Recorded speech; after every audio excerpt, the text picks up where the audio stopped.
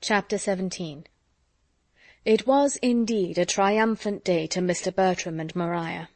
Such a victory over Edmund's discretion had been beyond their hopes, and was most delightful. There was no longer anything to disturb them in their darling project, and they congratulated each other in private on the jealous weakness to which they attributed the change, with all the glee of feelings gratified in every way. Edmund might still look grave, and say he did not like the scheme in general, and must disapprove the play in particular. Their point was gained, he was to act, and he was driven to it by the force of selfish inclinations only. Edmund had descended from that moral elevation which he had maintained before, and they were both as much the better as the happier for the descent. They behaved very well, however, to him on the occasion, betraying no exultation beyond the lines about the corners of the mouth, and seemed to think it as great an escape to be quit of the intrusion of Charles Maddox as if they had been forced into admitting him against their inclination.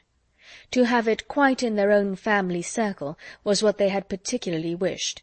A stranger among them would have been the destruction of all their comfort.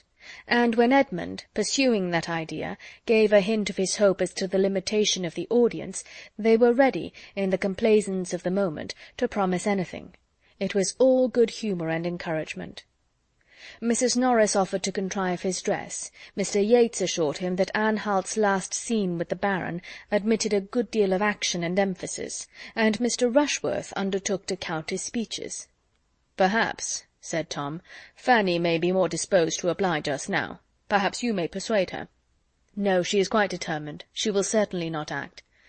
"Oh, very well." And not another word was said, but Fanny felt herself again in danger, and her indifference to the danger was beginning to fail her already. There were not fewer smiles at the parsonage than at the park on this change in Edmund. Miss Crawford looked very lovely in hers, and entered with such an instantaneous renewal of cheerfulness into the whole affair as could have but one effect on him.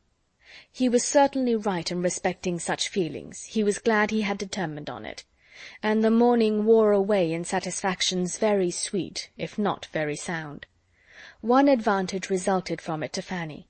At the earnest request of Miss Crawford, Mrs. Grant had with her usual good humour agreed to undertake the part for which Fanny had been wanted, and this was all that occurred to gladden her heart during the day, and even this, when imparted by Edmund, brought a pang with it, for it was Miss Crawford to whom she was obliged, it was Miss Crawford whose kind exertions were to excite her gratitude, and whose merit in making them was spoken of with a glow of admiration. She was safe. But peace and safety were unconnected here. Her mind had never been farther from peace. She could not feel that she had done wrong herself, but she was disquieted in every other way. Her heart and her judgment were equally against Edmund's decision. She could not acquit his unsteadiness, and his happiness under it made her wretched. She was full of jealousy and agitation. Miss Crawford came with looks of gaiety which seemed an insult, with friendly expressions towards herself which she could hardly answer calmly. Everybody around her was gay and busy, prosperous and important. Each had their object of interest, their part, their dress, their favourite scene, their friends and confederates. All were finding employment in consultations and comparisons, or diversion in the playful conceits they suggested. She alone was sad and insignificant. She had no share in anything. She might go or stay. She might be in the midst of their noise, or retreat from it to the solitude of the east room, without being seen or missed. She could almost think anything would have been preferable to this. Mrs. Grant was of consequence. Her good nature had honourable mention. Her taste and her time were considered. Her presence was wanted. She was sought for and attended, and praised. And Fanny was at first in some danger of envying her the character she had accepted. But reflection brought better feelings, and showed her that Mrs. Grant was entitled to respect which could never have belonged to her, and that had she received even the greatest, she could never have been easy in joining a scheme which, considering only her uncle, she must condemn altogether. Fanny's heart was not absolutely the only saddened one amongst them, as she soon began to acknowledge herself.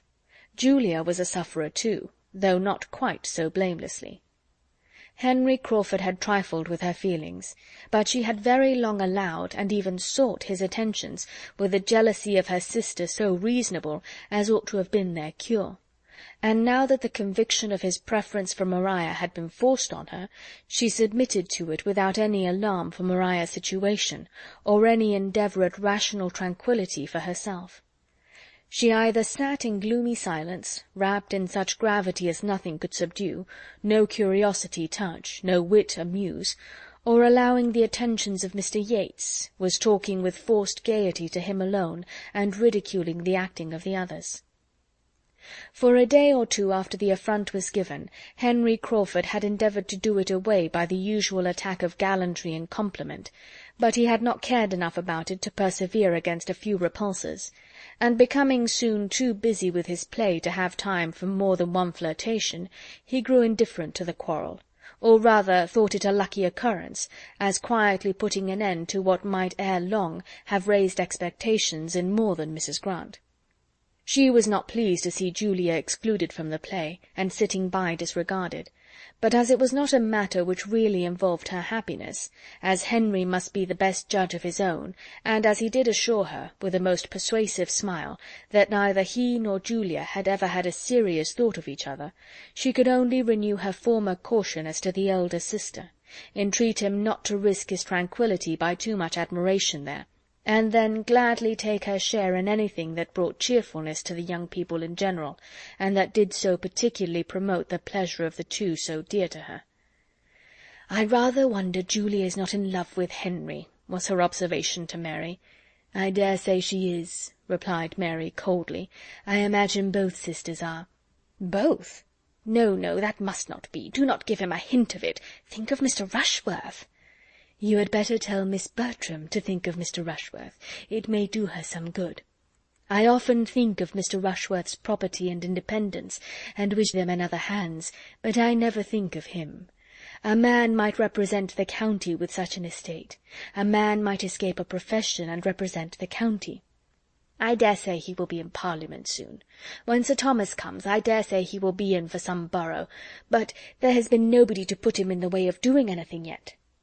"Sir Thomas is to achieve mighty things when he comes home," said Mary after a pause. "Do you remember Hawkins Brown's Address to Tobacco, in imitation of Pope's Blessed Leaf, whose aromatic gales dispense to Templars modesty, to parsons sense? I will parody them. Blessed night, whose dictatorial looks dispense to children affluence, to Rushworth sense. Will not that do, Mrs. Grant? Everything seems to depend upon Sir Thomas's return." "You will find his consequence very just and reasonable when you see him in his family, I assure you. I do not think we do so well without him. He has a fine, dignified manner which suits the head of such a house, and keeps everybody in their place. Lady Bertram seems more of a cipher now than when he is at home, and nobody else can keep Mrs. Norris in order. But, Mary, do not fancy that Maria Bertram cares for Henry. I am sure Julia does not, or she would not have flirted as she did last night with Mr. Yates. And though he and Maria are very good friends, I think she likes Sutherton too well to be inconstant. I would not give much for Mr. Rushworth's chance, if Henry stepped in before the articles were signed." "If you have such a suspicion, something must be done, and as soon as the play is all over we will talk to him seriously, and make him know his own mind, and if he means nothing, we will send him off, though he is Henry, for a time." Julia did suffer, however, though Mrs. Grant discerned it not, and though it escaped the notice of many of her own family likewise. She had loved, she did love still, and she had all the suffering which a warm temper and a high spirit were likely to endure under the disappointment of a dear, though irrational hope, with a strong sense of ill usage. Her heart was sore and angry, and she was capable only of angry consolations. The sister with whom she was used to be on easy terms was now become her greatest enemy. They were alienated from each other, and Julia was not superior to the hope of some distressing end to the attentions which were still carrying on there, some punishment to Maria for conduct so shameful towards herself, as well as towards Mr. Rushworth. With no material fault of temper or difference of opinion to prevent their being very good friends while their interests were the same, the sisters, under such a trial as this, had not affection or principle enough to make them merciful or just, to give them honour or compassion. Maria felt her triumph, and pursued her purpose careless of Julia, and Julia could never see Maria distinguished by Henry Crawford without trusting that it would create jealousy and bring a public disturbance at last. Fanny saw and pitied much of this in Julia, but there was no outward fellowship between them. Julia made no communication, and Fanny took no liberties. They were two solitary sufferers, or connected only by Fanny's consciousness. The inattention of the two brothers and the aunt to Julia's discomposure, and their blindness to its true cause, must be imputed to the fullness of their own minds. They were totally preoccupied. Tom was engrossed by the concerns of his theatre, and saw nothing that did not immediately relate to it.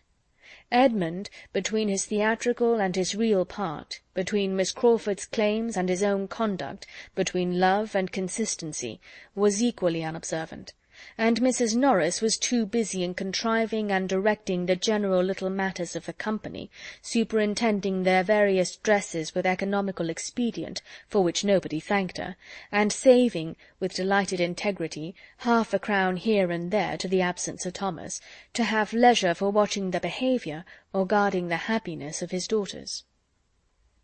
Chapter 17